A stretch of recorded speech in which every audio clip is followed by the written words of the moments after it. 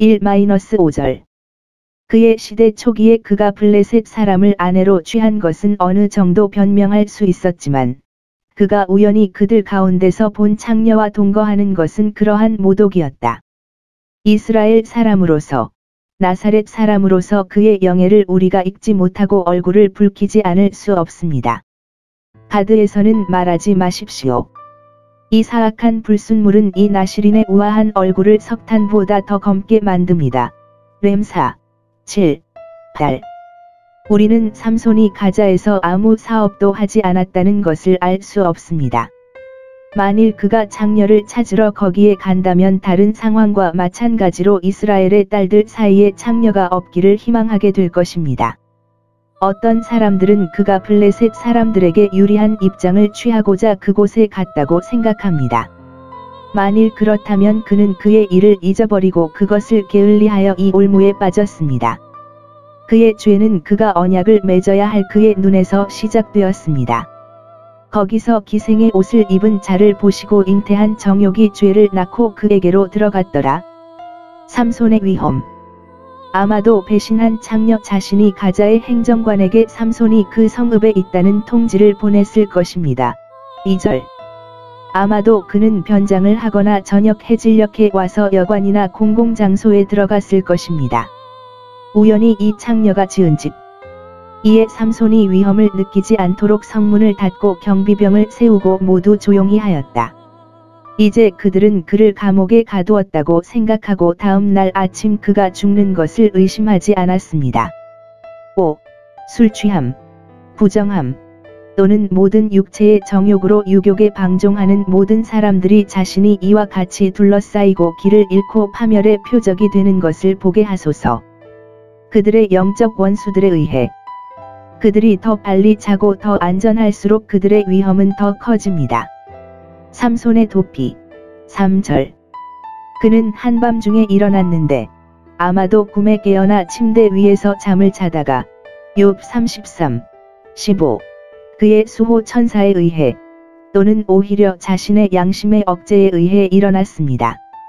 그는 지금 범하고 있는 죄와 그 죄 때문에 자신에 대해 회개하는 마음으로 우리는 희망합니다. 그리고 그 죄로 돌아가지 않겠다는 경건한 결심으로 일어났습니다. 마치 돛대 위에서 잠을 자는 자 같으며 이런 생각을 하며 일어나 가로되 이것이 나실인의 자기에 합당한가? 살아계신 하나님의 성전이 이같이 더러워지겠느냐? 이 아래에서 내가 안전하겠느냐? 죄. 그런 수표도 없이 눕는 것은 나빴다. 그러나 그가 그들 아래에 가만히 누워 있었다면 더 나빴을 것입니다. 그는 즉시 성문으로 향하여 잠든 경비병을 찾았을 것입니다. 그렇지 않으면 마지막으로 잠들게 했을 것이고 성문을 부수지 않으려고 머물렀지만 기둥을 뽑고 성문과 술집과 모든 것을 빼앗았습니다. 매우 크고 강하고 거대한 무게를 짊어지고 산 꼭대기까지 몇 킬로미터나 올라갔지만 블레셋 사람들에게 더 무섭게 보이려고 성문과 빗장으로 그를 보호하려는 그들의 시도를 멸시했습니다. 그의 백성이 더 잘 받아들일 수 있도록 하여 하나님께서 그에게 주신 큰 능력과 죽음과 무덤을 이기신 그리스도의 승리에 대한 예표를 주셨습니다. 그는 무덤의 문에서 돌을 굴려냈을 뿐만 아니라 스스로 나왔을 뿐만 아니라 무덤의 문과 술집과 모든 것을 옮겨 놓았고 그리하여 그 후로 그의 모든 사람들에게 열린 감옥으로 남겨두었습니다. 하지 않을 것이다. 항상 그들을 억류할 수는 없습니다. 오 죽음이여! 당신의 침은 어디에 있습니까? 당신의 성문은 어디에 있습니까? 자신을 위한 승리를 얻었을 뿐만 아니라 우리에게 승리를 주신 그분께 감사드립니다. 불에 탄 아이는 불을 무서워한다. 그러나 사람의 힘보다 많은 삼손은 이것이 어린아이의 지혜에 이르지 못하도다. 왜냐하면 그는 여자를 사랑하고 탐욕스러워서 한 번 이상 가장 큰 해악과 위험에 빠졌지만 그는 경고를 받아들이지 않고 여기서 다시 같은 올무에 걸리고 이번 세 번째 대가를 치르게 되기 때문입니다. 모든 솔로몬은 더러움에 대한 경고로 삼손에 대한 이 이야기를 특히 언급하는 것 같습니다. 그는 창녀에 대한 이 이야기를 합니다. 잠 7시 26분. 그녀가 많은 부상자를 내어 던졌고 참으로 많은 강한 남자가 죽임을 당했습니다. 그녀에 의해서 그리고 잠 6시 26분 음녀가 귀중한 생명을 사냥할 것이라고 합니다. 삼손을 파멸로 이끈 이 나쁜 여자는 여기에서 들릴라라는 악명 높은 이름으로 사람이나 사물을 표현하는 데 적절하게 사용되었습니다. 아첨이나 거짓으로 친절을 가장하는 사람들에게 해악과 파멸을 가져온다는 것입니다. 여기를 봐. 삼손이 들릴라에 대한 애정.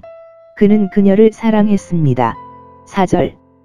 어떤 사람들은 그녀가 그의 아내라고 생각하지만 그렇다면 그는 그녀의 집을 자기 집으로 가져갔을 것입니다.